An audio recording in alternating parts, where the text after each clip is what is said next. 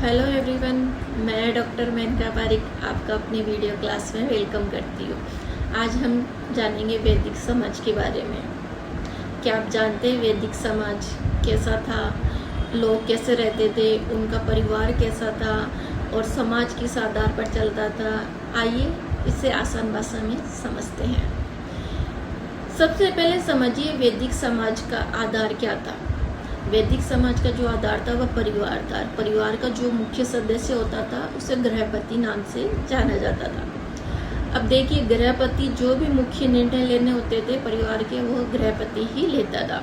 अब बात करते हैं समाज की। वैदिक समाज में शुरुआत में लोगों को उनके कर्म के आधार पर अलग अलग महत्व दिया गया था। कर्म मतलब कार्य, ठीक है।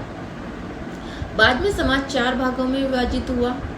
अब देखिए 4 भागों में व्यवस्थित कैसे किया था, समझते हैं। ब्राह्मण, क्षत्रिय, वैश्य और शूद्र। ब्राह्मण का कार्य होता था शिक्षा देना और धार्मिक कार्यक्रम करवाना, ठीक है। और क्षत्रिय का कार्य होता था शासन का और सुरक्षा प्रदान करना। और वैश्य का कार्य होता था कृषि करना, पशुपालन करना और व्यापार करना। और शूद्र का काम होता था सेवा करना और विभिन्न प्रकार के कार्य करना। ध्यान रहे, ऋग्वैदिक काल में ये अधिक संगठित हो गया था और कठोर तरीके से इन नियमों का पालन किया जाता था। अब बात करते हैं ऋग्वैदिक काल में महिलाओं की स्थिति। जो महिलाओं की स्थिति थी वो अच्छी थी, सम्मान प्राप्त था, उन्हें शिक्षा प्राप्त करने का अधिकार भी था, तो धार्मिक अनुष्ठान में भी वो भाग लेती थी। कई विदुषी महिलाएं भी इसी काल में हुई थी, जैसे कि मैत्रेय है, गार्गी है, उन सब का उल्लेख इसी काल में किया जाता है। अब हम ये जो वैदिक समाज है इसका मुख्य पॉइंटों को कैसे याद रख सकते हैं, देखिए।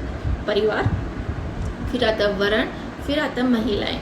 तो ये तीनों चीज़ें हमें स्पेशली याद रखनी है, क्योंकि ये तीनों चीज़ें एग्जाम में मोस्टली पूछी जाती है।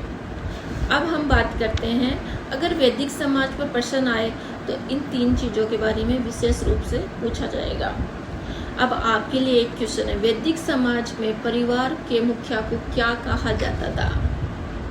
अपना आंसर कमेंट बॉक्स में बताइए। यदि आप इतिहास को इसी तरह आसान भाषा में सीखना चाहते हैं, समझना चाहते हैं, तो मेरे चैनल को लाइक कीजिए, फॉलो कीजिए, सब्सक्राइब कीजिए।